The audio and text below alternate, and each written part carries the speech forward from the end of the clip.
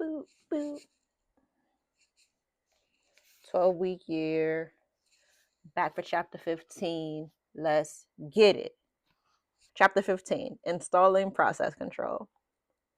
The 12-week year starts with a vision, and from that vision, you establish a set of 12-week goals. Based on those goals, you develop a 12-week plan. Then comes process control. Mike Tyson said that everyone has a plan until they get hit in the mouth.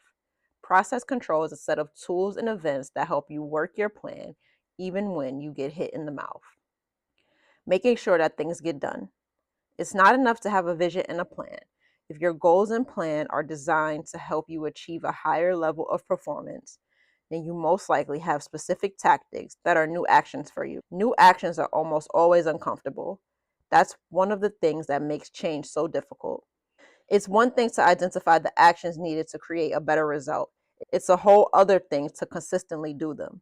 Without structural and environmental support, follow through becomes a constant exercise of willpower.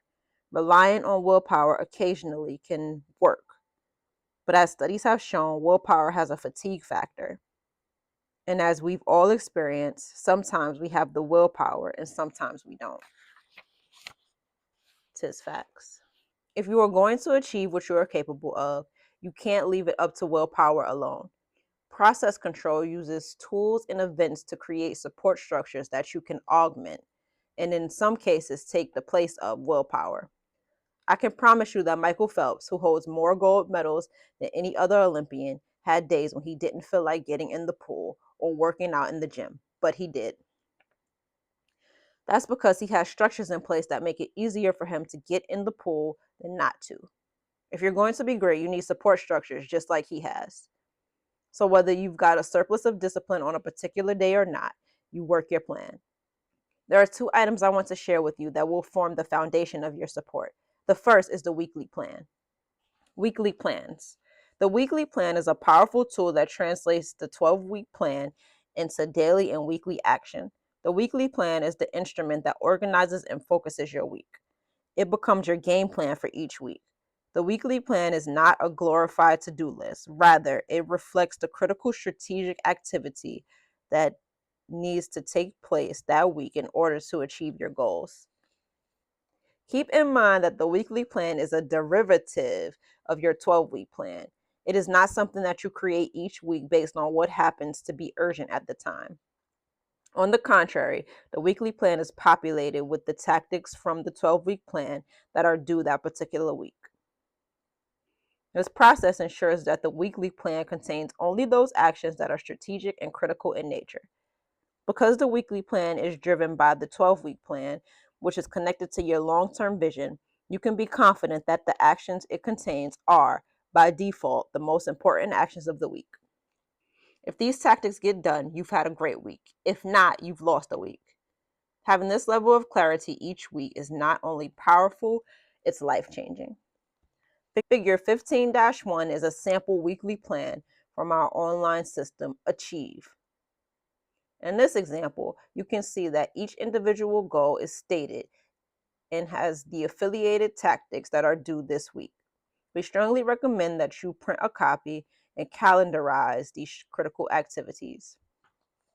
The printed weekly plan then becomes the document that you use to manage each day and ensures that these items get completed this week.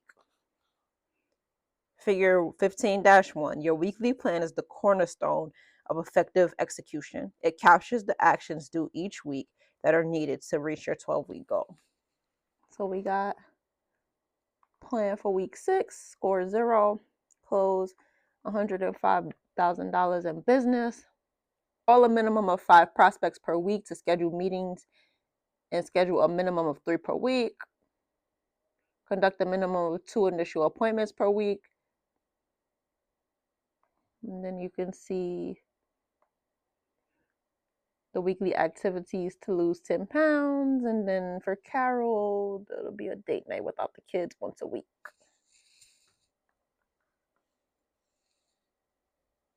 A little closer.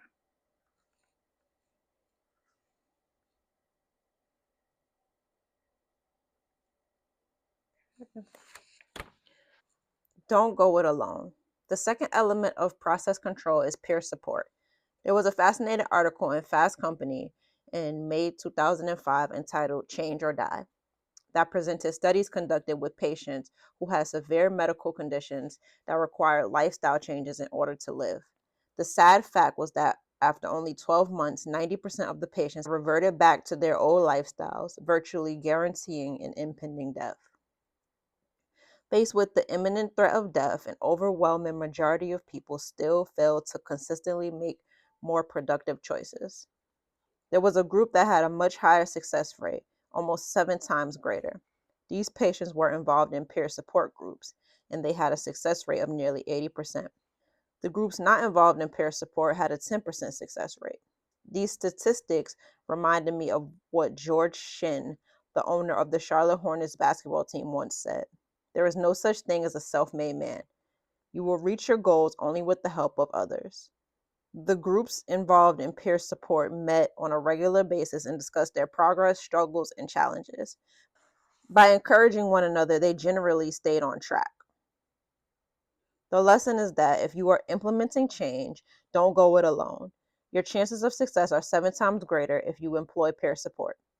In working with thousands of clients over the past decade, we have experienced the same dynamic. When clients meet regularly with a group of peers, they perform better. When they don't, performance suffers. We recommend forming a group of 2 to 4 committed individuals to meet weekly. We call these meetings WAMs, which stands for Weekly Accountability Meeting. Assuming you've read the chapter on accountability, then you know this meeting is not about trying to hold each other accountable, but rather fostering individual accountability to consistently execute your plan. The WAM is a critical element of process control. It's a short meeting that is typically held on Monday morning after everyone has had a chance to plan their week, and it lasts approximately 15 to 30 minutes. This is not a punitive session where we try to hold others accountable and dole out negative consequences or tongue lashing for those who are faltering. The WAM is used to confront breakdowns, recognize progress, create focus, and encourage action. Most WAMs loosely follow a standard agenda as follows. Feel free to amend the agenda as you see fit, as long as you keep the focus on the execution. Weekly accountability meeting agenda. Item 1, individual report out. Each member states how they are tracking against their goals and how well they executed. Here are 4 areas to focus on. Area 1, your results for the 12-week year to date. Area 2, your weekly execution score. Area 3, intentions for the coming week. Area D, feedback and suggestions from the group. Item 2 on the agenda, successful techniques. As a group, discuss what's been working well and how to incorporate these techniques into one another's plans. Agenda item 3, encouragement. The format is pretty straightforward. Each individual gets a few minutes to report out to the group. You will want to comment on your results to date. Are you on track, ahead of where you should be at this point, or behind? Next, you'll tell the group your weekly execution score. You'll learn how to calculate this in Chapter 16. You will also announce your intentions for this week as they relate to your execution. Finally, the group will challenge you, congratulate you, and provide feedback and suggestions. After each member has reported out, you can have a short conversation on what members are doing that is working well and is transferable to others' plans and goals. The WAM ends with encouraging the group to have a productive week. Leslie Lingenberg leveraged her team's WAMs as the starting point for redesigning how the team spent their days. Here's how Leslie describes it. Overall, executing our 12-week plans made us more aware that every day counts. When we started, we assigned each staff member an area of interest, and they created an action plan to grow that area. Each 12-week year, we evaluated those assignments and realigned what needed to happen accordingly. Weekly accountability meetings were probably the biggest success of all of the areas for us. When staff began to evaluate all that they achieved on a weekly basis, They became more aware of where they spent their time. We decided to spend a day with each staff person. With our only focus being how they spent their day. Doing this, we were able to determine where and how they were wasting time.